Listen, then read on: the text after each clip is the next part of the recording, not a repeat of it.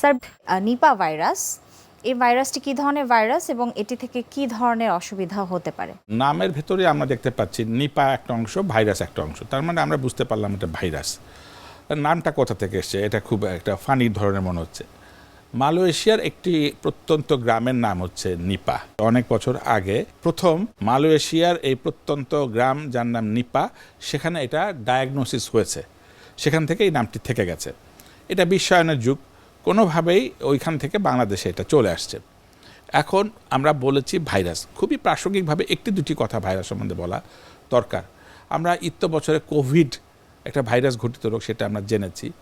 Dengue, chikungunya এগুলি আমরা জেনেছি, এবং সেগুলির ক্ষেত্রে আমরা বলেছি যে এর কোনো চিকিৎসা নাই, মানে সুনির্দিষ্ট চিকিৎসা নাই। একই কথা সম্ভবভাবে নিপা ভাইরাসের বেলা প্রযোজ্য। অর্থাৎ নিপা ভাইরাসকে মারতে গেলে যে কোনো একটি ঔষধ, অ্যান্টিভাইরাল ড্রাগ অদ্যবধি চিকিৎসা বিজ্ঞান তৈরি করতে পারে নাই।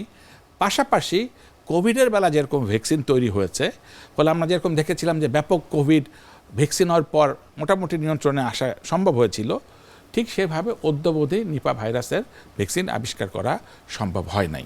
এই ভাইরাস সম্বন্ধে যথেষ্ট স্টাডি না থাকার কারণে একটা রোগী যখন নিপা ভাইরাসে আক্রান্ত হন, ওনার মাথাতে থাকে না বা ওনার পরিবার থাকে না যে এটা অন্য বিরল একটা অসুখে হয়েছে।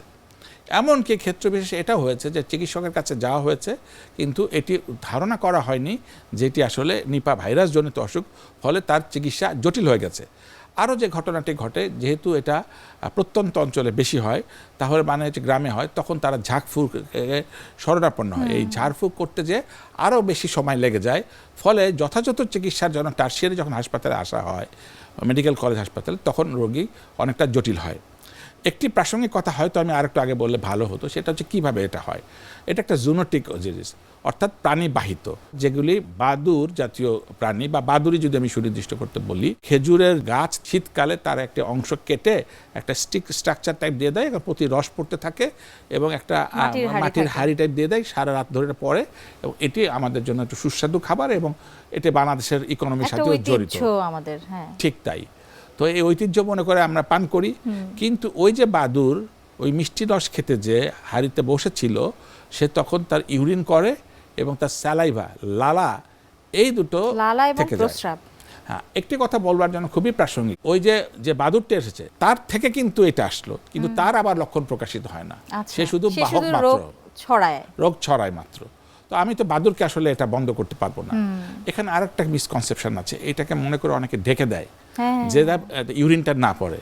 এটা কোনোভাবেই বিজ্ঞান ভিত্তিক তথ্যপাত্রকে সাপোর্ট করে না। তার মানে আমি বলতে চাইছি যে সাধারণ অর্থে কাঁচা খেজুরের রস, আমরা সেটা জানি না এটা অলরেডি ওই ইউরিন অর্থাৎ নিপা ভাইরাস দ্বারা সংক্রমিত কি সংক্রমিত না। তাহলে এই অনুষ্ঠান থেকে আমরা একটা বার্তা দিতে চাই, শীতে আমরা খাজা রস খেতে পারি, খেতে গেলে মূলত এটা রসকে গুড় করে নেওয়াটাই সবচেয়ে বিজ্ঞানসম্মত। অনেকে জাল দিয়ে গরম রস খেতেও পছন্দ করেন, বা সেটিও খায়, অনেকেই পিঠা তৈরি করে সেটি দিয়ে। তো এটি কি আসলে এটি সম্ভব, এই ভাইরাসটিকে এটি সম্ভব জি দূর করতে পারে? জি, তার মানে আমরা কাঁচা খাবো না, যদি খেতে হয় তাহলে জাল দিয়ে, এবং এমন একটা টেম্পারেচারে নিব সাধারণ বুদ্ধিবৃত্তি দিয়ে, যেন একটি ভাইরাস এটাতে মরে যেতে পারে। অর্থাৎ হাই টেম্পারেচারে এই ভাইরাস সারভাইভ করে না।